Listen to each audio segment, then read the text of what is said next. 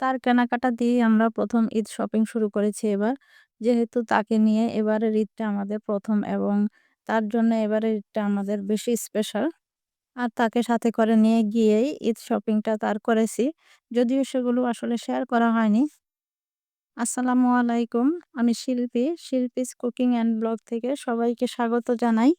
কাছে দূরে যে যেখান থেকে আমার ভিডিওটি দেখছেন আশা করি ভালো আছেন। আলহামদুলিল্লাহ আমরাও ভালো আছি। বরাবরের মতোই আরো একটি নতুন ভিডিও শেয়ার করতে যাচ্ছি আপনাদের সঙ্গে। আশা করছি আপনাদের ভালো লাগবে। শুরুতেই আমি ইফতারের আয়োজন করছি। তো আজকে ইফতারের আয়োজন দিয়েই আপনাদের সঙ্গে ভিডিওটা শুরু করলাম। জানি না কতটুকু করতে পারবো কারণ বিকেল বেলা খুবই তাড়াহুড়োর মধ্যে থাকি। আজকের ইফতারিতে আমি গরুর মাংস দিয়ে বিরিয়ানি রান্না করব। তো পাশের চুলায় মাংসটা বসিয়ে দিয়ে এখানে বিরিয়ানির সাথে আলু দিব। তাই আলুগুলো একটু আলাদা করে তেলে ভেজে নিচ্ছি। আর আলুর মধ্যে লবণ আর সামান্য পরিমাণ কাশ্মীরি লাল মরিচের গুঁড়ো দিয়ে আমি আলুগুলো ভেজে নিয়েছি। এটা পুরোটাই অপশনাল। একটু কালারের জন্য আরকি এটা করেছি। তো আলুগুলো ভেজে নিয়ে আমি এখন এই কড়াইতেই চিকেন নাগেট ভেজে নিচ্ছি।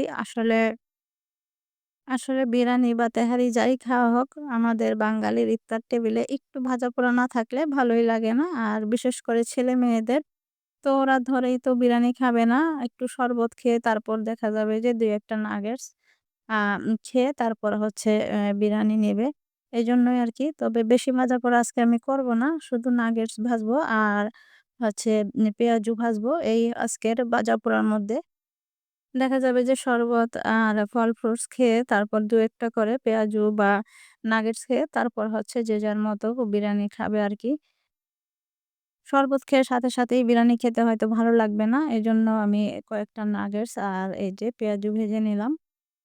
মিডিয়াম আঁচে আমি বিরিয়ানির মাংসটা খুব ভালোভাবে কষিয়ে নিচ্ছি। আর বিরিয়ানির মাংস রান্নায় আমি কিন্তু বেশি পানি ব্যবহার করি না, পানি ইউজ করি না। যেহেতু এই বিরিয়ানির মাংসটাতে টক দই দিয়ে আমি কিছুক্ষণ মাখিয়ে রেখেছি, তো অনেকটা ঝোল উঠেছে। এই ঝোল দিয়ে আমি চেষ্টা করব বিরিয়ানির মাংসটা যাতে রান্না করা হয়ে যায়। এভাবে যদি বিরিয়ানির মাংস রান্না করা হয়, এতে করে কিন্তু বিরিয়ানির মাংসটা খেতে টেস্ট হয়, মানে অনেকটা জুসি হয়। আর বেশি ঝোল দিয়ে যদি বিরিয়ানির মাংস রান্না করা হয়, আমার কাছে মনে হয় মাংসের টেস্টটা নষ্ট হয়ে যায়। তো আমার বিরিয়ানির মাংসটা প্রায় রান্না হয়ে গেছে। অল্প কিছু ঝোল আছে। তো আমি পাশের চুলাটা একদম লোতে করে দিয়ে মাংসটা বসিয়ে রেখেছি যাতে মাংসটা একদম সফট হয়ে যায়। বিরিয়ানির মাংস সফট না হলে খেতে ভালো লাগে না, এটা আমরা সবাই জানি। তো এজন্য আমি চুলার আঁচ একদম কমিয়ে দিয়ে মাংসটা বসিয়ে রেখেছি। আর পাশের চুলায় আমি বিরিয়ানির চালটা রেডি করে নিয়েছি। গরুর মাংসের এই বিরিয়ানিটা অনেকভাবেই রান্না করা যায়। তবে আমার কাছে মনে হয় চালটাকে যদি আলাদা করে তেলে ভুনে নেওয়া যায় তাহলে এই বিরিয়ানির টেস্টটা অনেক ভালো আসে। তো আমি সেটাই করেছি। যাই হোক আমি বিরিয়ানির চালটাকে তেলের মধ্যে ভেজে পরিমাণ মতো পানি দিয়ে দিয়েছি। আর এই তো আমি মাংসটাও মিশিয়ে দিয়েছি। আসলে পুরোপুরি ভিডিওটা শেয়ার করতে পারলাম না। কারণ হচ্ছে এই যে সময় স্বল্পতার কারণে। তাছাড়া এই বিরিয়ানি রান্নার রেসিপি আমার চ্যানেলে আরো অনেকবার আছে। অনেকবার আমি দেখিয়েছি। এইজন্য খুব একটা গ্রাহ্য করি না আরকি। আর গরুর মাংস দিয়ে বিরিয়ানি এখন কম বেশি আমরা সবাই রাঁধতে জানি। রান্না আমরা সবাই করতে পারি। তবে একেকজনের রান্নার প্রসেসিং একেক রকম। এটাই শুধু আ ভিন্নতা আরকি। আমার বিরিয়ানি রান্না প্রায় কমপ্লিট। তো এখন আমি এই বিরিয়ানির উপর থেকে পেঁয়াজ বেরেস্তা আর ঘি দিয়ে ১৫ থেকে ২০ মিনিটের জন্য দমে রেখে দেব। বিরিয়ানি, পোলাও বা তেহারি এই রান্নাগুলো যদি ২০-২৫ মিনিট দমে রাখা যায় তাহলে কিন্তু এর টেস্ট অনেকটা বেড়ে যায়। আর অবশ্যই চেষ্টা করবেন এই পেঁয়াজ বেরেস্তা দিতে এবং বিরিয়ানি রান্নাটা এই পেঁয়াজ বেরেস্তার তেল দিয়ে যদি করা হয় তাহলে কিন্তু বিরিয়ানি রান্নার টেস্ট অনেক গুণে বেড়ে যায়। আলহামদুলিল্লাহ আমার এই বিরিয়ানি খেয়ে কিন্তু সবাই খুব প্রশংসা করেছে। অবশ্য নিজের প্রশংসা নিজে করছি না, মানে সবাই খুব প্রশংসা করেছে তাই বলছি আরকি।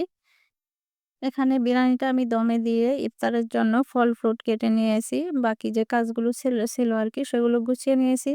তো ইফতার টেবিল পর্যন্ত আর আমি ক্যামেরা নিয়ে যেতে পারি না। কারণ সে পর্যন্ত ইফতারের সময়টা অনেকটা কাছাকাছি চলে এসেছিল।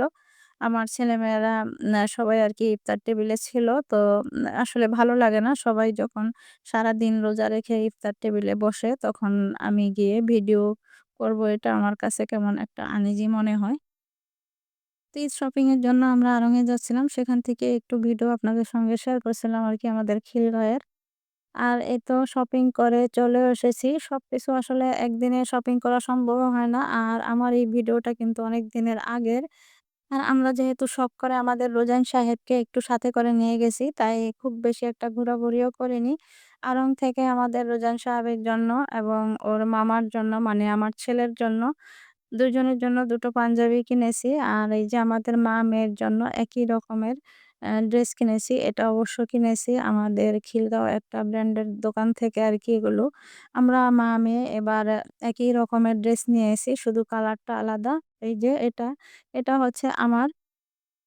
তো এবার আমরা আগেই সিদ্ধান্ত নিয়েছিলাম যে এবার আমরা একই রকমের ড্রেস নেব। কিন্তু ৩ জন একই রকমের ড্রেস নেওয়ার কথা থাকলেও একই রকম নিতে পারি না।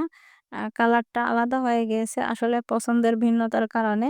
আমার বড় মেয়ে আরকি ম্যাজেন্টা কালার পছন্দ করেছিল। আর ওকে ম্যাজেন্টা কালারটা খুব বেশি ভালো লাগছিল।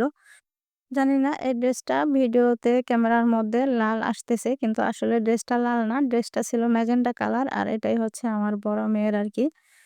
এই ড্রেসটা দেখতে কিন্তু সামনাসামনি খুবই সুন্দর লাগছিল। এখন ক্যামেরার মধ্যে খুব একটা ভালো আসতেছে না। মানে লাল দেখা যাচ্ছে এজন্য আমার কাছেও ভালো লাগতেছে না।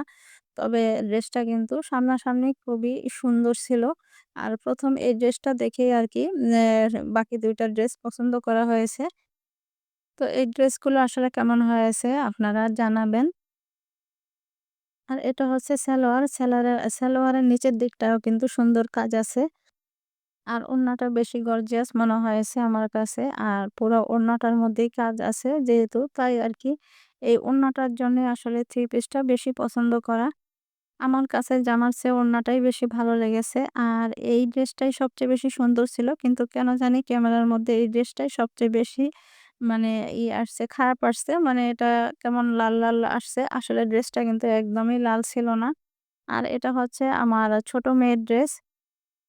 এই তো হচ্ছে জামাটা। এই জামার কাজ ৩ টা জামার কাজই কিন্তু একই রকম। শুধু কালারটা আলাদা আরকি। যারা এখন আমার ভিডিওতে একটা লাইক দিতে ভুলে গেছেন, প্লিজ ভিডিওটিতে একটি লাইক দিয়ে দিবেন। আর আপনি যদি আজই আমার চ্যানেলে নতুন হয়ে থাকেন, তাহলে চ্যানেলটা সাবস্ক্রাইব করে আমার পাশেই থেকে যেতে পারেন। আর এই ভিডিওটা যদি ফেসবুক থেকে দেখে থাকেন, তাহলে পেজটি ফলো দিয়ে রাখতে পারেন। আর এই কাজটি কোনো একটিও যদি করে দিয়ে থাকেন, তাহলে আপনাকে অসংখ্য ধন্যবাদ। আর এই তো আমার রোজান সাহেবের শপিং এ চলে এলাম। যদিও রোজান সাহেবের জন্য রোজার শুরুর দিকেই আমরা কিছু কেনাকাটা করেছি। সেগুলো আসলে আর ভিডিও করা হয়নি। কারণ উনার জন্য দেখা যায় যে ২-১ দিন পরই কিনি আর সাথেই পরিয়ে ফেলা হয়। আসলে বাসায় আনার পর মানে ধুয়ে ওনাকে কখন পরাবো, কখন দেখবো যে ওনাকে কেমন লাগে মানে অন্যরকম একটা আকর্ষণ থাকে। টুকটাক এসব জিনিস আর আসলে ভিডিও করা হয় না। আর সবসময় ভিডিও করার মন মানসিকতাও থাকে না। আমার কাছে তো ভালো লাগে না সবসময় ভিডিও করতে। এই যে এই শপিং গুলো অনেক আগে করে এনে রেখেছি অথচ ভিডিও করা হয়নি। ভিডিও না করার জন্য আপনাদের সঙ্গে শেয়ারও করতে পারিনি। তো ১ম এ আমার ছেলের পাঞ্জাবিটা দেখালাম। আর এই তো হচ্ছে আমার রোজাইন সাহেবের পাঞ্জাবি। আসলে ওনার যে সাইজ বা ওনার যে বয়স আড়ং-এ আরকি মগবাজার আড়ং-এ গিয়েছিলাম আমরা। ওখানে ৬ মাসের আসলে কোনো পাঞ্জাবি পাই না। আছে হচ্ছে ৩ মাসের এবং ১ বছরের। তো ৩ মাসের যে পাঞ্জাবিটা ওটা ওনার সাইজে একদমই হবে না। মানে ওনার হাতই ঢুকবে না এরকম। তো অনেক ভেবে-চিন্তে পরে আমরা ১ বছরেরটাই নিয়ে এসেছি। যেহেতু ছোট মানুষ ও তো আর সবসময় পাঞ্জাবি পরা হবে না ওর। তাই আরকি একটু বড় সাইজটাই নিয়ে এসেছি। আর এই যে ব্যাগটা আমার আম্মার জন্য কিনেছি। যদিও আমার পুরোপুরি শপিং এখনো শেষ হয়নি। তো আজকের মতো ভিডিওটা এখানেই শেষ করছি। আল্লাহ হাফেজ। আসসালামু আলাইকুম।